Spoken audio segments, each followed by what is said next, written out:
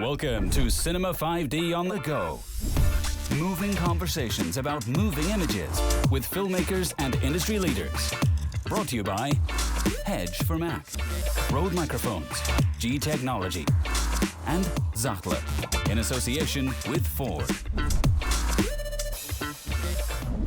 I've always enjoyed shooting, and shooting makes you money, whereas directing, it's a whole different ball game. So I've always kind of wanted to push to be a director, and I've done really? it. Yeah, I have a feature that's been in post forever. It's not very good. I made it in college, and I want to make more. I'd like to direct more, but I think shooting is something that I've always just naturally done. I mean, I've shot still photos my whole life. I've shot video as long as I can remember. So yeah. You guys, I mean, who of you works a lot for TV? I think you do, Philip? Yeah, I've done a lot of TV. Yeah, me too. I mean, I feel like, there's a lot of change going on for TV work. Also narrative TV, but in general, you just feel that budgets are coming down, really. In TV? Yeah, the pressure, well, not for narrative, but like for everything else. They've been coming down for they have 15, 20 years. Well, I live in Austria. Everything takes longer in Austria, which is can be a They're good still thing. spending $10 million. No, seriously, it's like, everything that happens elsewhere, it's like 5 years later. Like our big brother Germany is like always, budgets are terrible in Berlin. The rates are still better in Vienna, but it's like it's all coming down eventually. Yeah. I mean, we had. I mean, when cameras like the Canon XF 300 or 305, whatever it is, came out, BBCs and daytime TV shows started buying them and giving them to producers to shoot instead of hiring cameramen. Yeah. So, what made it work was that the viewing figures didn't change, and so therefore the accountants go, fine, it's fine. If people are still watching it, why can't we just save this money? And the one thing that did change that helped the industry enormously was cameras like the C300. Having large sensor cameras come in meant you need to have operators again. And it was interesting when the C300 came out, one of the big things they touted about it was there are no auto features on this camera. This means an operator has to use it. And of course, now Canon have the best autofocus system on any camera out there. And there's so many producer shooters using these cameras. So there is still definitely that, but I think there's a lot of work out there for sure if you want to do that. Broadcast is one of the lowest paid ways to shoot. Their rates are generally lower than certainly doing corporates and things like that. So you do it because you want to do it, and it's one of the most exciting things. Or it's a more regular thing. I mean, it's less money, but it's probably a whole season of something. Whereas the other thing would be one thing. The key thing is if it's something that that's good and you really like, it's so exciting to see it go out, see your show go out on TV live, and know that other people were watching it then and there. The internet is great, but it's something different about seeing it on TV. It's the same as if you got a film in the cinema, seeing in an audience, hopefully you got an audience, and watching people watch it is a special feeling. So that's it's that sort of thing. I mean, the internet is obviously the way it's going forward, with Netflix and Amazon, but something special about scheduled program. How do you guys feel about the whole Netflix, Amazon thing? It's like everybody's hoping that they would start create more local content as well, I think, because they're taking up more and more of the market. But is that really happening? Are they hiring people to shoot more local content as well? Because, there's this sense that everything will be controlled by 3-4 American companies in a few years. Which is kind of scary because it's already that way in the internet, and when there's a big focus on content production, really high quality content production. You feel like this is something that could benefit or harm us?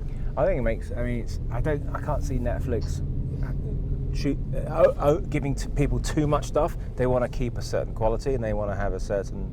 You want to know what's on there. It's like, this is what people are watching on Netflix at the moment. Whereas if you just have endless content, like YouTube, for example, that's not like YouTube, but just stuff, people will never find it. So I don't think there'll ever be, certainly won't be for a while, a huge amount of stuff They really want their content to be of high quality.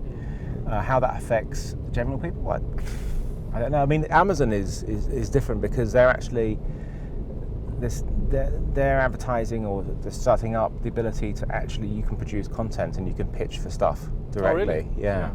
So that's going to could be potentially quite big. Who of you guys still watches linear TV regularly? When I go to my parents.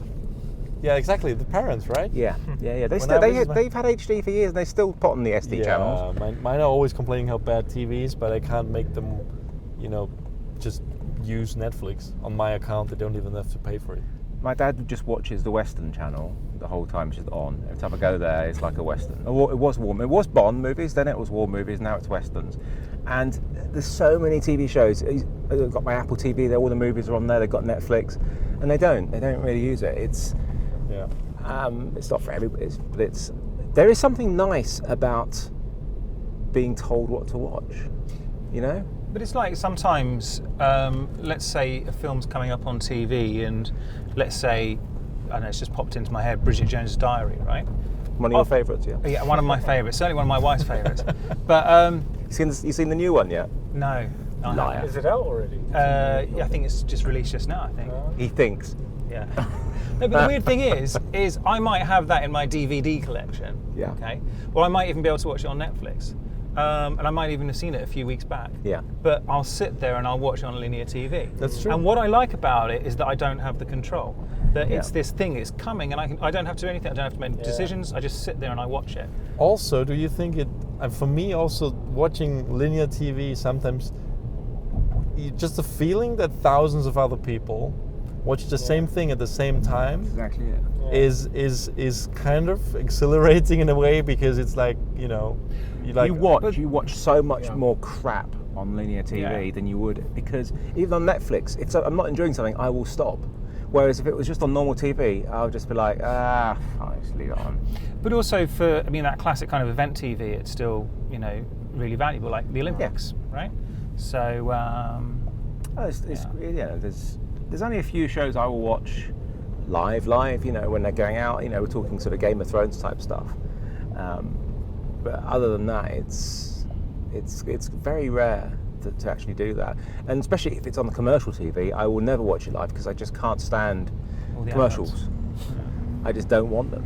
And it's nice not having that, and having Netflix is just, it feels quite pure. It's just like, there it is, it's no commercials, no sponsored by, it's just, it's really, and the quality's there. It's some of the best storytelling. Yeah.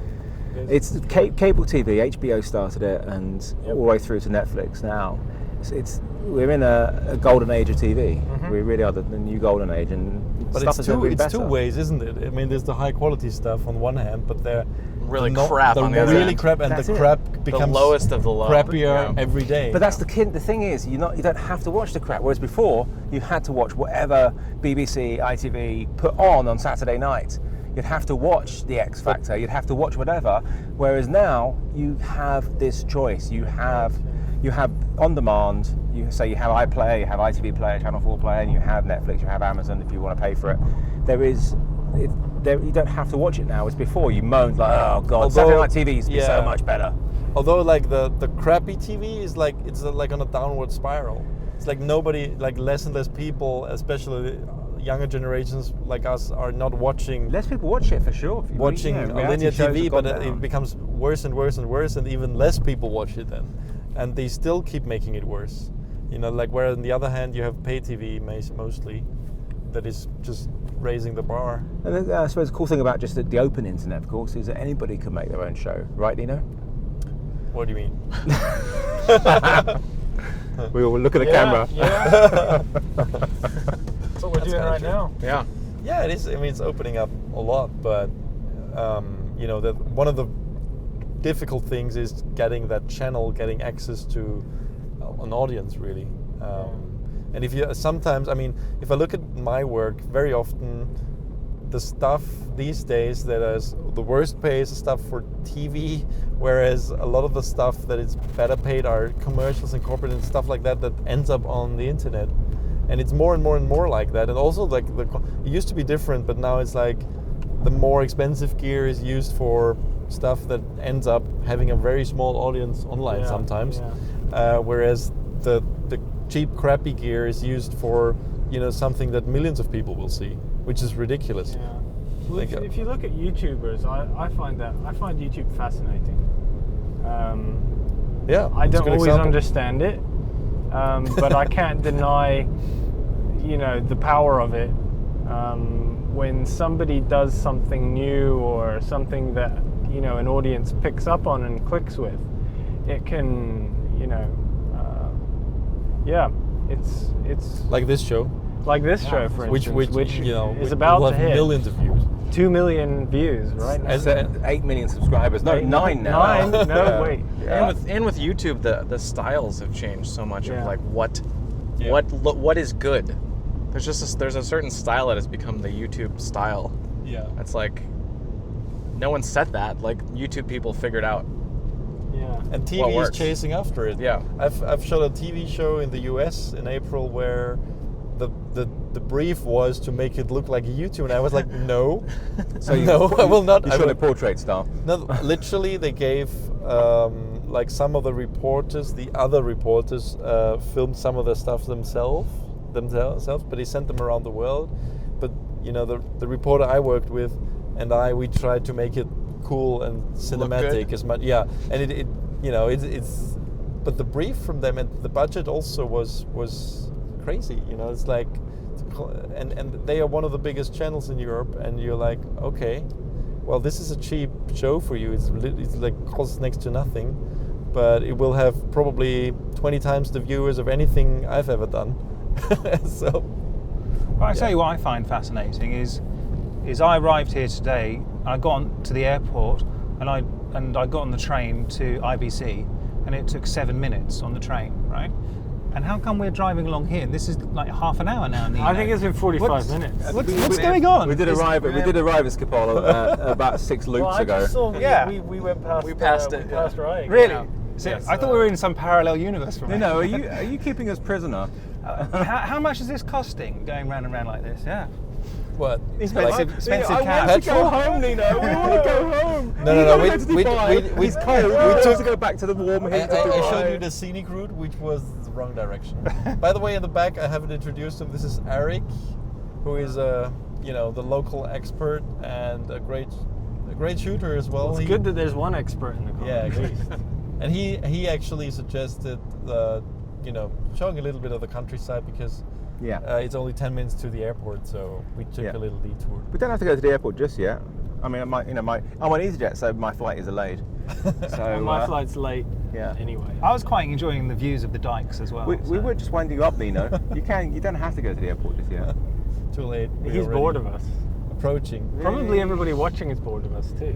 They're still watching. There's nobody there. They're all gone. There are 5 people watching. It's like 5 And then people it's watching. just And it's like my wife and his wife. No, Like, I think it's on a like background. my It's, mom. it's on a browser in the background. It's not even on the main tab at the moment. Yeah, it's still there though. They can sort of hear it. They've just walked off because the kettle's done. Kettle. Yeah, they made tea. So because we were Same thing. talking about crap TV, right? This is it? This is it? Is this where we start singing? Yeah, but anyway, so Okay. what's next for each one of you now that you head off? Silent. You have to ask each person at a time. Okay. Yeah. Joe. Well, I need to go back and finish this. Yeah, you Finish this movie. Yeah, the one that I'm shooting, and then we'll see. I have some things in post production that I need to get out. I've just been. I don't know why I just haven't finished them. It's been a long road coming. So finish those. Finally, once for all. It's a short and a feature.